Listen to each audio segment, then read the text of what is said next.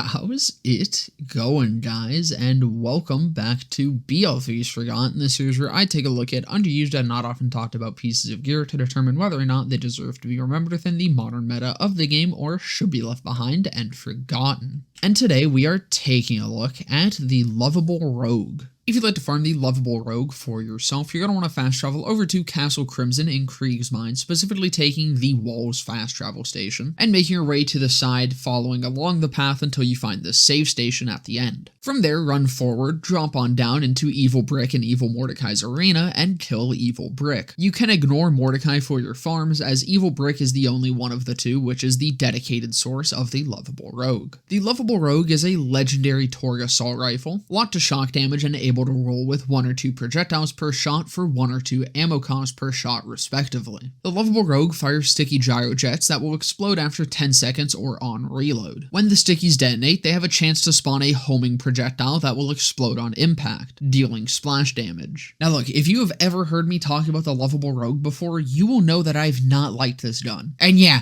we're speaking in past tense because I was fucking wrong about this thing. I'm pulling up my big boy panties and I'm willing to come out here and say I was fucking incorrect. Well, for the most part at least. But before we get into that, let's talk about the differences between ×1 and ×2, which really, I think it kind of depends on your character and your build. Both felt really good, but which one felt better entirely depended on what character I was using it on. For example, with my Mosin Flak build, the ×2 felt far better, while for Zane I much preferred the ×1. But either way, for this gun to feel good, you just need as high damage of a roll as you can get, as the roll is very important. And this is what I was missing about the Lovable Rogue. I haven't liked this gun since release. Anytime I ever picked one up and used it, it always felt like it was just dog shit, like it did fuck all and it was just worthless. I'd see some people here and there say that it was good, I'd see others agree with me and say it was just complete trash, and really from that point on my opinion was set and I never really gave it much thought unless someone asked my opinion on it. But the thing is, the Lovable Rogue has a massive potential variation in damage rolls. You can literally be losing out on more than 10k damage, which is like an entire third of the almost 30k max damage. Which means the discrepancy between people loving or hating this gun is probably just coming from people either getting a good or bad roll within their first few attempts. This is a gun where you really have to be picky when farming this weapon, but when you use that high damage roll, dear lord, this thing is not only strong, but pretty damn fun. Which honestly, high praise for a fucking semi-auto Torgue assault rifle. Usually I hate Torgue ARs because when they're semi-auto, that alone kills them for me because it literally can cause physical pain to use for extended periods of time. But the Rogue actually kind of remedies this while still being full auto. And there's 2 main ways that it does this. The more simple of the 2 is that it just has really solid single target damage. When you kind of start getting the hang of the sticky kill threshold, you really only need a few shots to nuke the shit out of a squishy, and most badasses will fall with even less than half the mag. But what I think especially helps with this is those secondary projectiles. Most of those secondary projectiles damage other nearby enemies rather than the one that you are shooting at. This gives the Lovable Rogue some really good multi-target damage and has a pretty wide range of area coverage. So not only does it just have really good single target damage, but after killing that single target, you're already dealing damage to everything else around you, which with both of those together just means that it requires a hell of a lot less clicking than a lot of other Torgue ARs do. Overall though, the Lovable Rogue is good and I was entirely wrong about it. It is able to keep up easily across all the content in the game, it just needs a really good roll to do so. If you want to give this gun a go, you have to commit to farming a actual good roll of it, because the damage it can output has a lot of potential variance, which unfortunately does mean that there is a lot of potential rolls that you have to sift through. But when you do get it, it's a really fun weapon, it does really good damage, and it is just satisfying to use. And in even less words, I fucks with it. But that's gonna about do it for this one. I hope you guys enjoyed. If you did, definitely consider leaving a like, comment, subscribe, all of that. Right after this video goes up, I will be live right here on YouTube, but also over on Twitch, where there will be a link to down in the description below. And just under that is a link to my Discord server where you can come and join and hang out. But with that all being said, I hope to see you guys in the next one.